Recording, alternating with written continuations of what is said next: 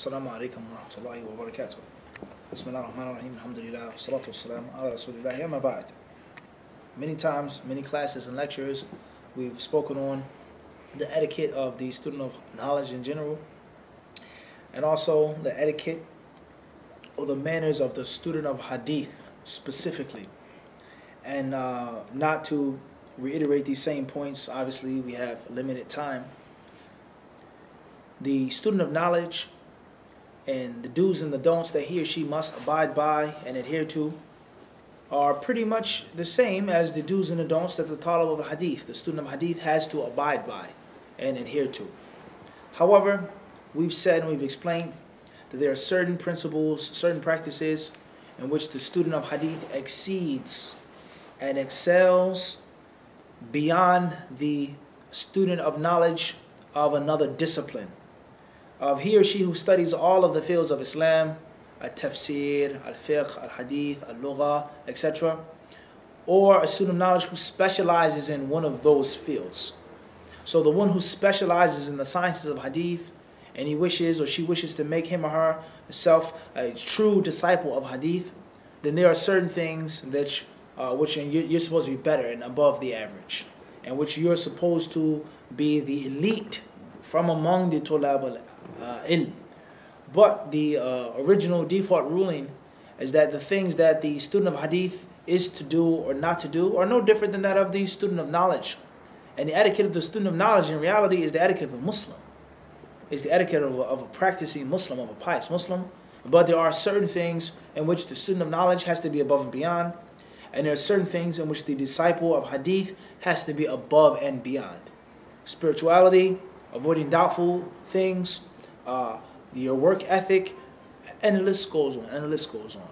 So, bi'idhnillahi ta'ala, in this session, we're going to mention some beautiful speech from the things in which the master and the apprentice both share, in which it is an obligation upon the hadith teacher and an obligation upon the hadith learner, the one who's finished and the one who's beginning his or her journey in learning hadiths.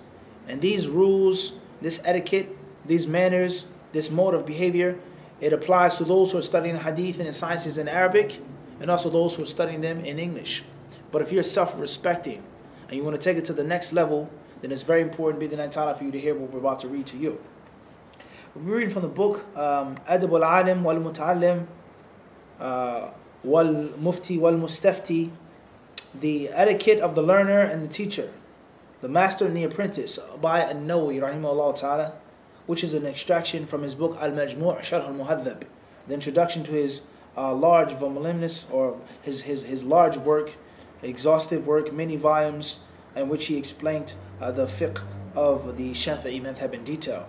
And in the beginning of the book, he makes a very beneficial introduction, in which he talks about the etiquette of the learner and the teacher, in which he talks about the etiquette of the mufti and the mustafti, one who's giving the fatwa and one who's asking for the fatwa. And obviously that's a lecture or a lesson or a session in itself, and that is everyone is responsible and everyone is liable. Everyone is responsible and liable. There is no, the student of knowledge is responsible for doing bad things, saying bad things, causing problems, causing chaos and havoc and mayhem, but the sheikh isn't. And he misinterpreted the words of the scholar and it's his fault for, no, the scholar is responsible as well. The mufti and what fatwa he gives and who he gives that fatwa to and how he explains it, he's responsible and he's held liable. So there is an etiquette for both.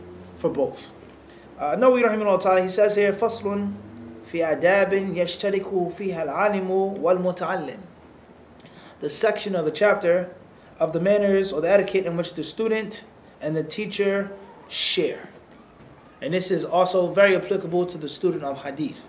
Things that the learner and the teacher must do and cannot do, should do and shouldn't do.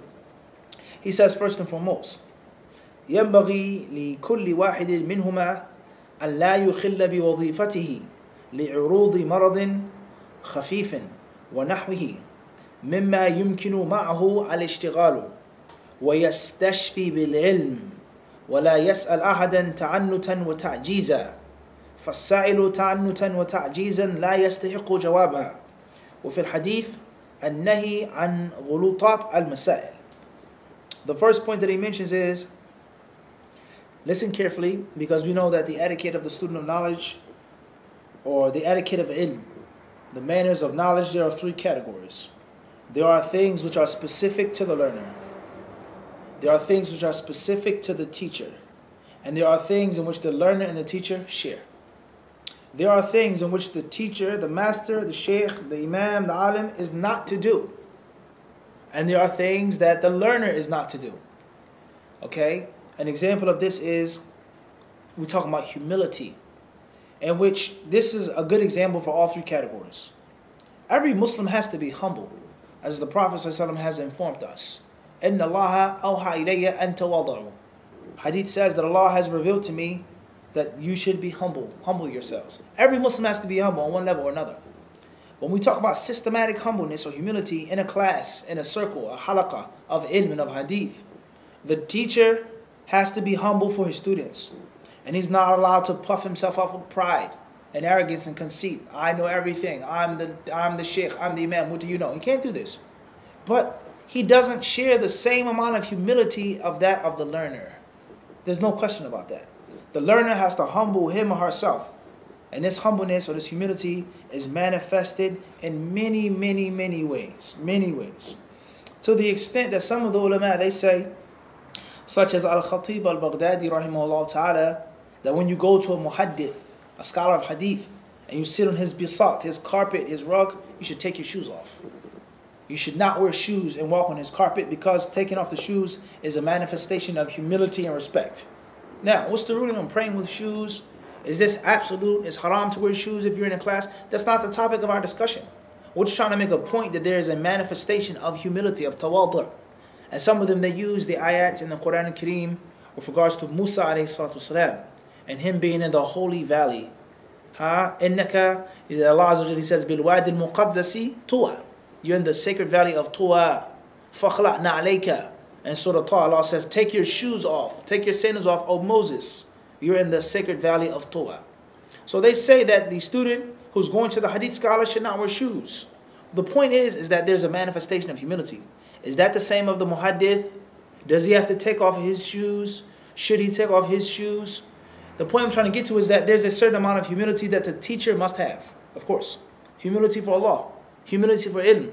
And show respect to his students. But there's also the amount of humility that the learner has to show is not like that of the teacher. No. The student of knowledge has to lower and humble himself for the teacher.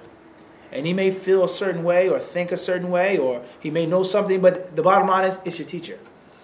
He doesn't have to be right. You may do it better, but he is older and he has more knowledge than you, and he's been doing it along with you. Bottom line. Bottom line. So, there's a humility that the teacher must have. There's a humility that the student must have. And then there is a shared level of humility between the teacher and the student. And the same applies to other things. Al-ikhlas, sincerity. The teacher has to be sincere. The student has to be sincere. And both of them have to be sincere. But the teacher doesn't have to sacrifice certain things. Such as the teacher sending the student on an errand. And his wisdom. And a student running errands for the teacher's wisdom. And many youth, they may find a problem with this. Or you're just trying to use me. Or I'm just your slave or your flunky. It's deeper than that. It's deeper than that. The master, before he teaches the student any arts, he makes him do chores. And they're oftentimes menial chores, base chores. Cook this, wash this, take this, gather this. There's a wisdom behind that. If you're unwilling to humble yourself for a dunya reason, how much humility will you have for the deen? What should I teach you if you can't do a basic service for me? Bring me some tea. Basic. Simple. In other words, the manifestation of you bringing me the tea and pouring the tea may be a sign to show that this person is willing to stifle his ego and to humble himself. You're my teacher. I'm going to give you the tea. You get your own tea. I'm not your slave. I'm not your servant. Who are you? I'm not your flunky. I'm not going to the store and buying you dinner. Who are you? Many people have this attitude, but it's deeper than that. So if you can't prove that you have humbleness or loyalty or consistency, or even deeper than that, how you get the tea and pour the tea, how you make the tea, what type of thing you get from the store, it can show the level of your natural intelligence. And you naturally may not have the intelligence that's needed to be my personal student. I'm not speaking about myself. My knowledge is limited. I'm speaking about the concept. You may lack the natural intelligence. You're a hard worker, you're sincere, but you just don't have the talent. You don't have what it takes to be of my caliber student. And that can be manifested through a worldly act. And that's easier and sometimes kinder and soft on a person's feelings than have them read the book of Hadith, study, and then you say, just stop, please. Oh, you're hurting my ears. Don't read anymore. The person may be crushed. But they serve you worldly things, and it's shown that they don't have that level of intelligence. You may teach them something else, or on a lower level. Everyone understand this? So there's wisdom in this, let alone just dedication and devotion, and how thorough a person is, and how much are you willing to give. This has to be proven. Before I even talk about Bukhari, anything, come to the class consistently. We tell the brothers. Mufti, write me a letter of recommendation for Medina. Some brothers we have written letters for. Some have went to Medina, others haven't. Most haven't. Well, some brothers will say, I can't write you a letter. Or come to the class. Keep coming to the class. Where are the brothers right now that will come to the class, that said that they wanted a letter? They came to the class for 2 or 3 nights and then they stopped. So if you can't come consistently to my dars, what makes you think that you deserve a letter of recommendation to go to the Prophet's city and study? وهكذا. وهكذا. So therefore, the humility of the teacher is not like the humility of the learner. But the teacher does have to have some type of humility and ikhlas, and there are many other things. And there are certain etiquettes which are specific to the teacher, and certain etiquettes which are etiquette that's specific to the student, and there are things which are in the middle. So this chapter here, Nawawi rahimahullah ta'ala, he says the adab yashtariku, in which the teacher and the student, they make shirk, partnership. They're partners in this. Linguistically using the word shirk, ishtirak, ishtaraku, yashtariku. They're partners, in which there isn't monotheism, in which is only singling out the sheikh in its etiquette, or only singling out the student. But it's what? They both have the responsibility of this. The first thing that he mentions is, listen carefully, and there lies no doubt this is for the student of knowledge, but specifically for the hadith disciple, for the learner of hadith. He says, you are to be a hard worker, and you're not to infringe upon and violate your duty, your job, with any type of reason or excuse, such as, he says, maradin khafifin. He says, slight sickness. So this means that a student of knowledge, which he shouldn't, but hypothetically speaking, as let's say, a student of the Quran, hypothetically speaking, or of the qira'at, or of fiqh, and there's no disrespect to those sciences. خَيْرُكُمْ مَنْ تَعَلَّمَ الْقُرْآنَ وَعَلَّمَهُ. The best of you are those who learn the Quran and teach it.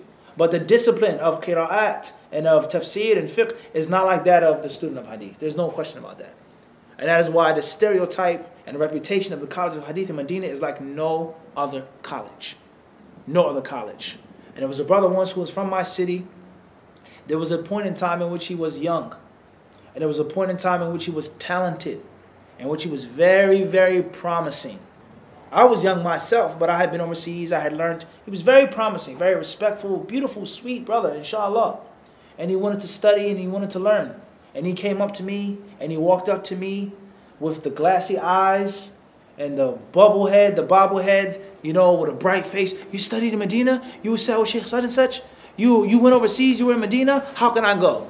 And wallahi, I remember when that was me, with the glassy eyes and the head movement and being impressed and so amazed at someone that was in the Prophet's city.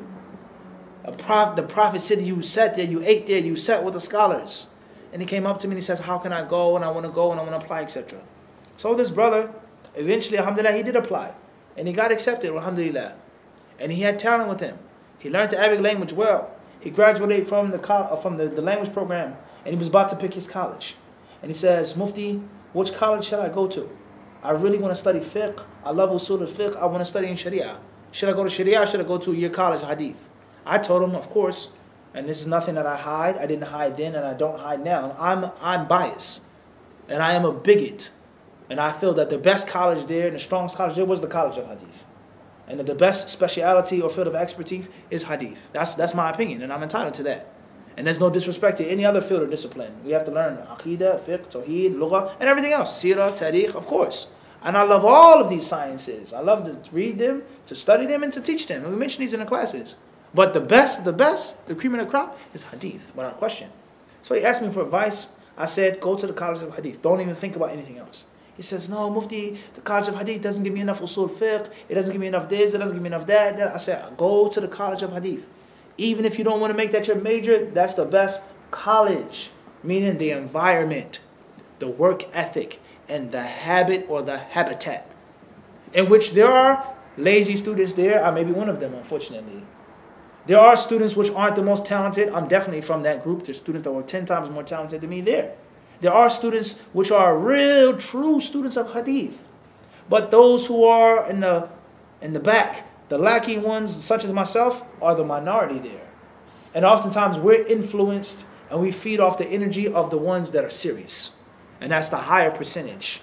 Whether it's 90%, 95%, 80%, whatever. And you may go to other colleges and there are hardworking students. And there are talented students. And there are serious students. But there lies no doubt, no disrespect. Oftentimes they are the what? The minority in some of those colleges. And there are many derogatory terms and words that people had for certain colleges, which I won't mention. Wallahi, things that they said in Medina. This is the college of such and such. This is the college of such and such. Don't worry about it. This is labas. So the point is that things happen, right? Knowledge can't stop because a glass of tea is what? Poured over.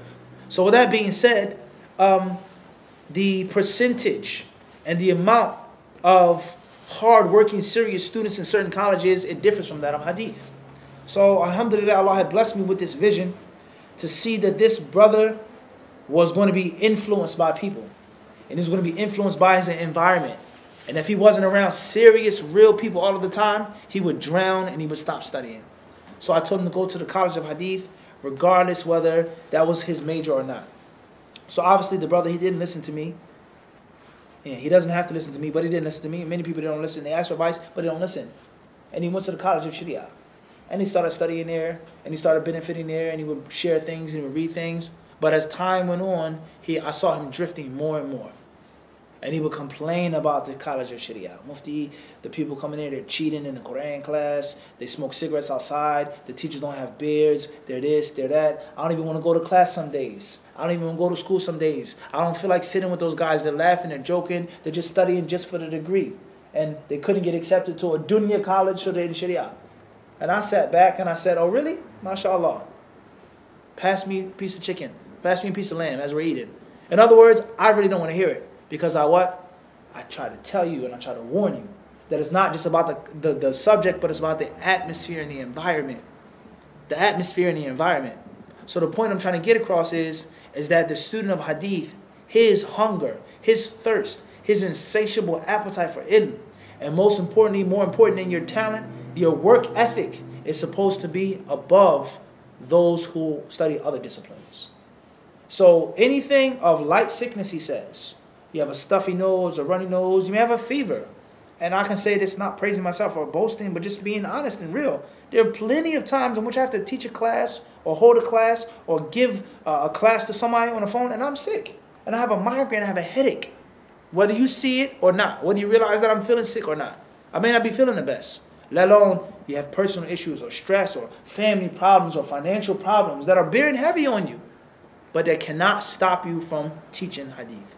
And that cannot stop you from learning Hadith. So there is no, I can't come to the class because I'm sick.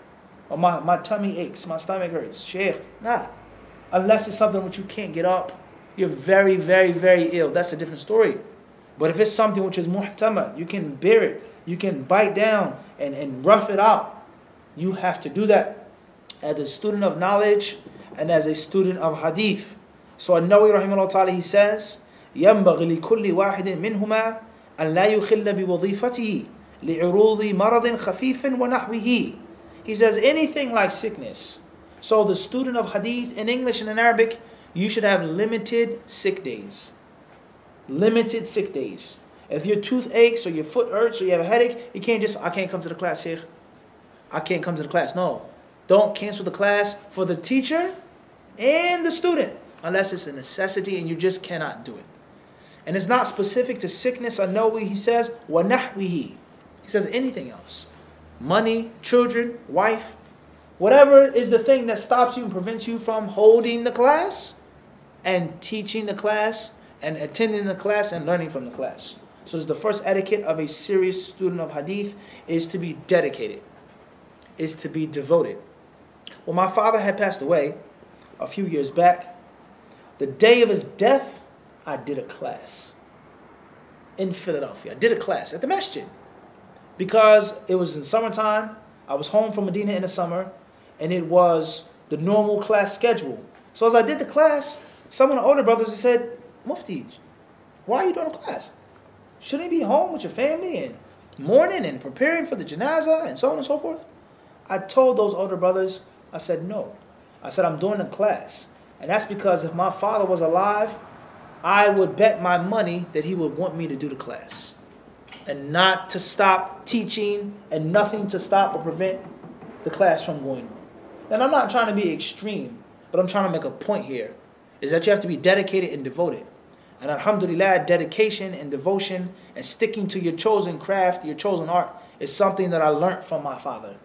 Directly and or indirectly. And that's why I did the class on the day of his, on the day when she passed away. It wasn't the day of the janazah, but the day when she passed away. So you can't allow a small thing or a simple thing to come between you. Nothing can stop you from your mission of learning hadith and teaching hadith. You got to be dedicated and you got to be devoted. And obviously, if you have this level of dedication and devotion, people are going to criticize you. And they're going to accuse you of being extreme or being imbalanced. You need more dunya money. You need to save this. You need to have this. You need to have this investment. You're too old not to have this. That's your lifestyle. But that's not my lifestyle.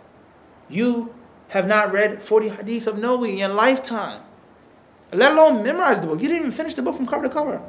I'm not saying this about myself, but a student of hadith. He may say, I read 1,000 hadiths a day. I read 500 hadiths a day. I read an entire book a day of hadith. Me and you cannot sit at the table and discuss what's the meaning of devotion and dedication. Because we live in two different worlds. It's like the whale and the falcon. What conversation can they possibly have? The falcon soars in the air, soars in the sky. And the whale is in the depths of the ocean. What can they talk about? What serious conversation can they have? So the point is that, and Nawawi, he says, you can't allow anything to stop you from doing your duty when it comes to hadith. He says, wazifa, your job. Your job is to teach hadith, and your job is to learn hadith. He says, مِمَّا يُمْكِنُ مَعَهُ الْإِشْتِغَالِ, from that which you can do at the same time. As far as an absolute necessity, or you don't come in time, it's too late, you can't be there, it's one thing. I can't come, the class is canceled. But if you can do it at the same time, then you do it. Meaning you're a little late, or you come without everything that you need, or you're a little sick, or you're hungry, your stomach is growling. If you can do the same, then you have to do the same, he says. He then says, وَيَسْتَشْفِي بِالْعِلْمِ. يُسْتَشْفِي بِالْعِلْمِ. Allahu Akbar. He says it's to seek cure and health and energy and vigor through, with, and by knowledge. Allahu Akbar. I'm sick. I'm not feeling that well. When I pick up the book, I start reading, I start teaching, I immediately feel what? Better. My spirit feels happy. I feel energized. I'm hungry. I'm going to take the hunger pains away through ilm. Who from among us can say this, that we can do this? That this is our dedication to learning and to hadith. Who can say this? I'm feeling bad. Knowledge automatically makes me feel good.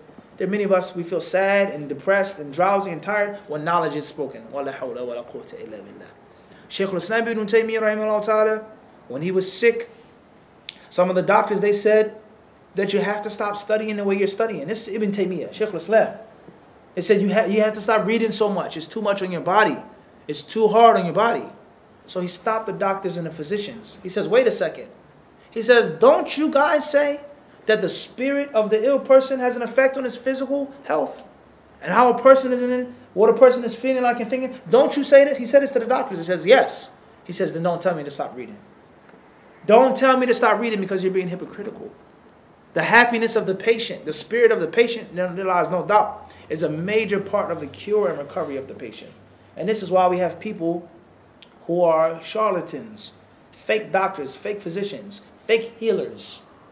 They don't know nothing about medicine. They're not skilled. Whatever type of medicine it may be, natural, holistic, whatever medicine it is, they're really not skilled. They're imposters. But they make the patient or the ill person feel so good and so happy. And they put him in an emotional state.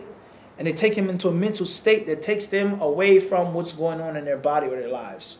In reality, the sickness hasn't went anywhere. The pain is still there. The cancer or whatever is still there, but you've made them in such a mental and emotional state in which they're cured. And there lies no doubt how you take the medicine, how you look at the medicine, what you feel about the medicine has an effect upon the medicine on your body. And the same applies to visiting someone who's sick. You go to the hospital and you visit a brother. What does his face look like when you walk into that hospital room in which there are 3 people in a room?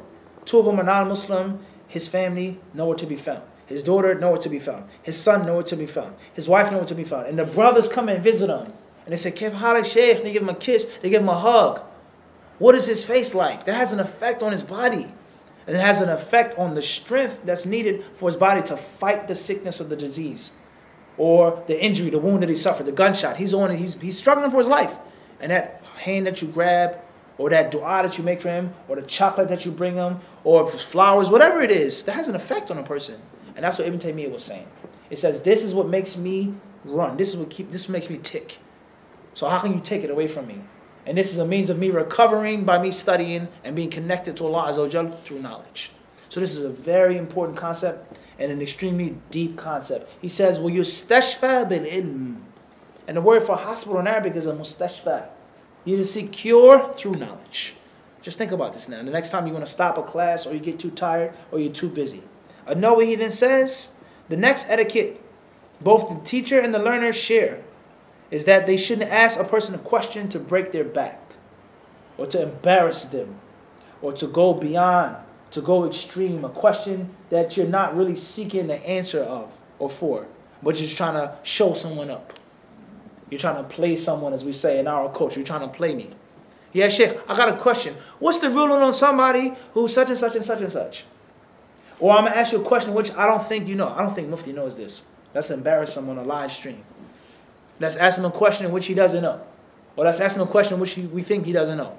Or let's ask him a totally hypothetical question. Or let's ask him a question which is clearly something that he can implement himself. What is the ruling on a young brother teaching classes and answering questions like he's a scholar himself and a Mufti of America? If someone asks that question, they're not trying to get the faida, but they're trying to play me and embarrass me because the things clearly apply to me. He says, you shouldn't do this. You should not ask someone like this. And the same applies to the teacher, the sheikh, the master. Don't ask a student a question that you really think that he really has no clue about, and you make him feel embarrassed. Don't do that.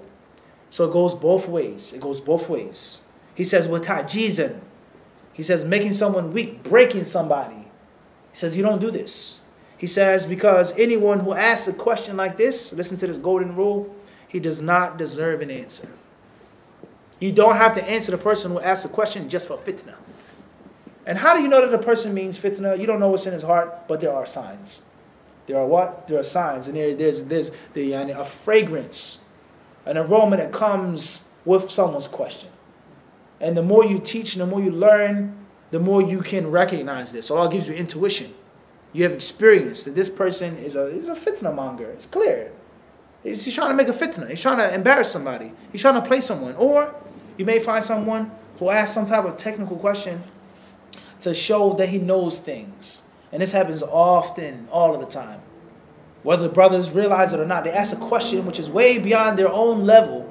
The people in the audience are lost and clueless. And he gives a 2-minute question, yeah, Sheikh, and such and such and such and such. Are you asking because you really want to know? Tayyib, alhamdulillah. There's nothing wrong with people being on a higher level. Are you trying to ask to show that you what? I know something. And I stick out as well. He says, so someone who asks a question like this does not deserve to be answered. And only Allah knows the wisdom behind this and how much this can protect you and save you from fitna. Before you even say something, you don't even have to say anything of a controversial issue that's only going to cause trouble and problems later on. He then says, and it states in the hadith, that there's a prohibition from ghulutat or aghlutat al-masail, hairy questions, as they translate it. Issues which are clearly problematic or sticky, things that are just mushkila. Tayyib. So that's the first etiquette, or the first manner in which the scholar, the learned person, and the learner, they both share. And the same applies to our sacred culture of hadith. Our sacred culture of hadith. Number 2, وأن يعتني بتحصيل الكتب وشراء وشراء واستعارة. ولا يشتغل بنسخها إن حصلت بالشراء لأن الاشتغال أهم إلا أن يتعذر الشراء لعدم الثمن أو لعدم الكتاب مع نفاسته فيستنسخه ولا فينسخ ولا يهتم بتحسين الخط بل بتصحيحه ولا يرتضي مع إمكان تحصيله ملكا إن استعاره لم يبطئ به لئلا يفوت الانتفاع به على صاحبه ولئلا يكسل عن تحصيل الفائدة منه ولئلا يمتنع من إعارته غيره وقد جاء في ذم الإبطاء برد الكتب المستعارة عن السلف أشياء كثيرة نثرا ونظما. He says here the second etiquette is that a person should look after buying, purchasing, and obtaining books. Buying, purchasing, and obtaining books. He says buying them, borrowing them, lending them, giving them out. You have to be connected with this. And it's a very important etiquette for the student of knowledge and also for the student of hadith. Certain books of tafsir or fiqh or history, you can get in one volume. You can do research in a couple books. But to make takhrij of one hadith, to find one hadith, to make a ruling on one hadith, you may need, literally, without any exaggeration, 20 volumes for one hadith. You may need 20 volumes, 50 volumes, 30 volumes to write a book. And this is why the library of the student of hadith is presupposed, al-muftarad, presupposed, his library is supposed to be bigger than that of other students of knowledge. And this is something that we saw in Medina. The brothers that were in the college of hadith, they had bigger libraries. They had stronger libraries. And those that weren't in the college of hadith had nice, strong libraries. There lies no doubt they were directly affected and inflicted and infected with the culture of the college of hadith. This brother was in Kulliyat al-Dawah, or Kulliyat al-Sharia, or Kulliyat al-Quran, and he has a really, a maktab, a dakhma, a brolic library. It's because he hangs out with brothers in college of hadith. He drunk from their water. He was infected with their sickness as well, the sickness of buying books. So I know he says this is very important. Now before we move on to Nawawi's speech, in 2018, we have many challenges, such as the PDF. Why do I need to buy the book? The brother said I had a PDF. Alhamdulillah, I'll be hypocritical if I said the PDF is not beneficial, it's not important. But every PDF that I have, I also try to have the actual book. If the book is out of print, I can't find it, the book is overseas, whatever the case may be, it's too heavy to carry in my suitcase traveling, then I put it on a PDF. But if that isn't the case, the asl is what? The kitab. That's the asl. And the Kindle and the Nook and the iPad and the Samsung Galaxy and things like this, that's not the asl. That's not the asl. And even with that being said, if you have a tablet and you have 128 gigs or 150 gigs or 300 gigs, how much of that gigage is for your books? You may find a brother's phone or brother's tablet and he has 5 books on the tablet, 10 books on the tablet, a small trifling collection of books on his laptop. You should have a library of books on your tablet. Hundreds and thousands of PDFs and ebooks and audiobooks. And that hunger and that thirst for the physical paper applies to the electronic paper. Listen to these words carefully. And obviously the best way is to merge both. And alhamdulillah, Allah blessed us to do this while we were in Medina and when we left Medina. It's to buy the books and get the electronic version. Walk to the Prophet's masjid with your tablet and you can read and you can follow, have the book in which you can write notes. What heck is that? What happens when your battery dies? Or when tea spills? What happens when you don't have no service to download? Or what happens when it's too much sunlight, it's glare outside? Or what happens if your phone cracks or the tablet is shattered? What happens? The book, I can drop 100 times and it's what? Sturdy, rough and tough. I can read the book in the sunlight. I don't need no connection. I don't need a battery to read the actual book. Let alone the what? The smell of the book, the feel of the book, taking notes in the book, and the list goes on. And also the studious nature of carrying a book with you. And alhamdulillah, this is something that we tried to practice in Medina. And the brothers that know me, they know that I would do this. And I'm not saying it's bragging, I'm trying to say this to pass on the teachings. Is never be caught without a book. Have a book in your pocket. You have to walk somewhere, you have to put your big book down, a book that you have to take into the bathroom. Always have some type of reading material in which you can get a quick faida, a quick simple benefit in the car, on the bus, on the train, in the hallway, at the doctor's office. Walking to the masjid in the Prophet City, we were all books and we read books with us. And we finish volumes just walking to the masjid, wallahi. Without no lying and no exaggeration, I swear by Allah. We finish volumes. So to me, that's free. It's not standard study time, which is no such thing as we've explained. That's free. Walking to the masjid, you have to do that. Why not read a book? 5 minutes, 2 minutes. You read a hadith, you read a fatwa, you read an athar, you read the tafsir for 2 seconds. It's a benefit and it adds up with your standardized study time. So you have to have an appetite for books. And there are many brothers, unfortunately, they didn't have an appetite for books. Okay? Or they made an excuse, the books are heavy, the books are expensive, they're going to get stuck, they're going to get lost, I can't ship them, etc. You have to, he says, Teddy, look after this.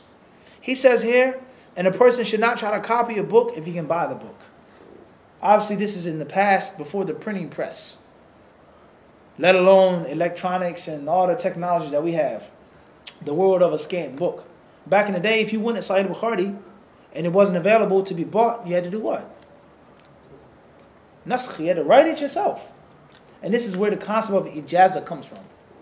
You have the ijazah to Antarawiyah Sahih Bukhari. You can narrate Sahih Bukhari to somebody else. In other words, this book it's been checked. It's been verified. All the information is authentic. This is what Bukhari said. Now you can pass it on to somebody else. And they can copy it. And they can memorize it. And they can read it to you and they get an ijazah in it. Because they're different versions of Sahih Bukhari. And there could be a version in which a person has a hadith in which Bukhari didn't quote. It's not in Sahih Bukhari. No, that hadith is not there. Whether it's authentic or not.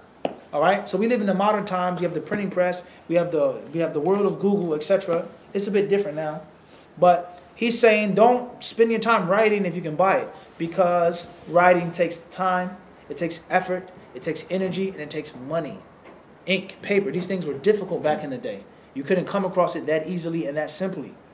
He then says, if a person can't buy it, then he should copy it. Tayyib.